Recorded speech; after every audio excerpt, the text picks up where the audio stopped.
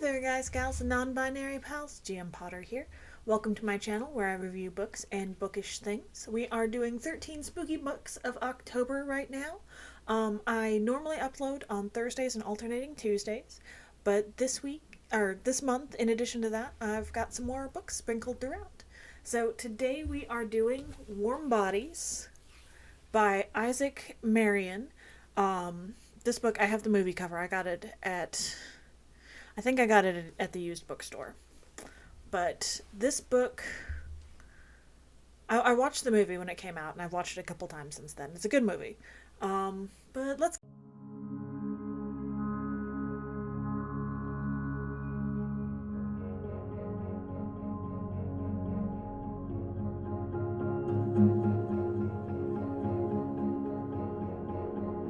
So this book came out back in 2010. It has a 3.91 on Goodreads. I would give it a solid 4 stars. There are things that could be done better. There are things that could have been done. Definitely things that could have been done worse. But yeah, it's a zombie romance novel that focuses on themes of humanity and apathy and being alive versus living and love and cynicism, and it's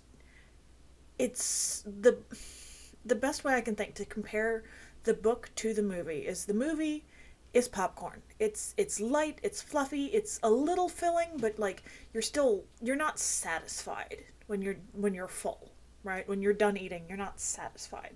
The book is steak.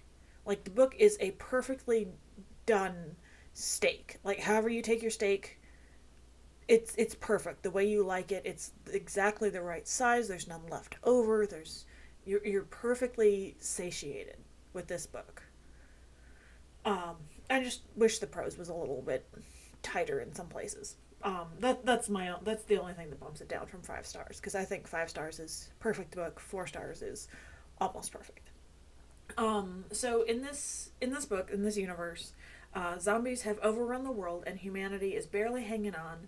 It's the perfect setting for for forbidden love, right? It's if you've seen the movie, you know that this is a retelling of Romeo and Juliet. The zombie's name is R. He can't remember his name. None of the zombies can remember their names, and they don't have the cognitive ability to string words together. They're still capable of complex thought and emotion, but they can't express themselves. Hi, kitten. It's explained away as a sort of apathy that they just can't be bothered. Like, there's nothing matters. They're dead anyway. Like, what does it really mean? What does anything mean? What does anything mean anymore? Is kind of the. What have you got, kitten? Are you? I think he took one of his toys in here and now he's playing with it. This is Malcolm, if you haven't seen him around before on my channel, if you're new here. He is my 3-year-old cat. He is, I think, part Maine Coon because he's absolutely huge. He's a little tubby. He's going on a diet. But, yeah, he's my big kitty. Yes, kitten. And her name is Julie, and he has a friend who's a zombie named M. And it's just really well done. Like, it's a tight Romeo and Juliet kind of love story, except it has a happy ending, which I love a happy ending. Happy endings are perfect. Like, if you can take your story and make it end happily, more power to you. Not every story can have a happy ending, I'm aware of that, but if a story can, I feel like it should. So, anyway, he's a zombie. He goes out to feed one day, and he finds a group of he's in a pack of hunting zombies for their safety, and there's a pack of humans who, for their safety, are out and trying to scavenge. I think they're scavenging medical supplies, and he eats this one guy. This one guy just doesn't put up a fight at all. Like, he just kind of gives up when he sees R, and R kills him, and initially plans to make him a zombie and leave his brain intact so he can come back as a member of the undead. But R loves eating brains because when you eat the brain, you get glimpses into the person's life, their hopes, their dreams, their aspirations, what makes a person tick, what makes a person alive. You get to experience it firsthand, and it's his thing. And he, oh, there's Inigo. So I've got Malcolm and I've got Inigo. I wish I had Seth, but he passed away a couple days ago as of filming this, and it's been really hard. But that's part of why I'm letting the cats do whatever they want, because they're grieving too. Hi, babies. Anyway, so he eats this guy, and he takes his whole brain and he eats little pieces of it here and there, and it turns out that this guy was Julie's boyfriend, and he had given up on life. Like, he is alive, he's living, he's all the things that R kind of wants to be without knowing that he wants to be them, if that makes sense. But he just gives up, and his consciousness is kind of beamed into R, and it's, you know, you're not supposed to sit on that, right? There's pins in there. Anyway, he experiences his consciousness, and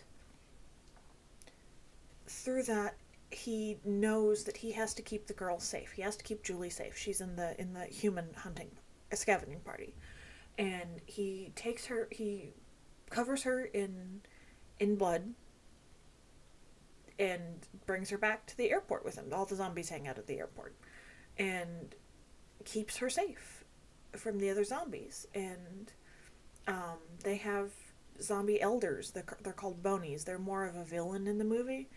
In the book, they're more of the authority figure, and like what happens when the bonies realize he's got a living girl, and what happens when she needs to go home because she has to. She can't stay there. And it's, if you haven't seen the movie and you haven't read the book, I don't want to spoil it, because it is a compelling story in either format. But like I said, one is popcorn, the other one is steak. And the book is just so beautiful. It's a quick read. It's a fairly short book. It's a quick read. It's just wonderful. And it gives your brain a lot to chew on, so to speak.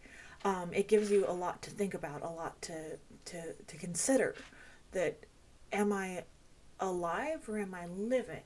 Like, what am I doing with my life? And yeah, it's utterly fantastic. It's, like I said, the prose could be a little tighter, that it diverges from the Romeo and Juliet retelling a bit, in a good way. But there are places where that could have been tighter, and the dialogue in a couple places feels like character A isn't saying it should be said by character B, and like there's a couple places where like tone of voice of the characters, like in their word choice and their way of speaking in the book, doesn't feel authentic to the character in a way that's just a little distracting. Not a lot, but just a little. And so yeah, 4 stars. Highly recommend still, but 4 stars. Have you seen Warm Bodies? Have you read Warm Bodies? What did you think? Let me know in the comments down below. Don't forget to like, share, and subscribe, and I'll see you in the next one. Bye.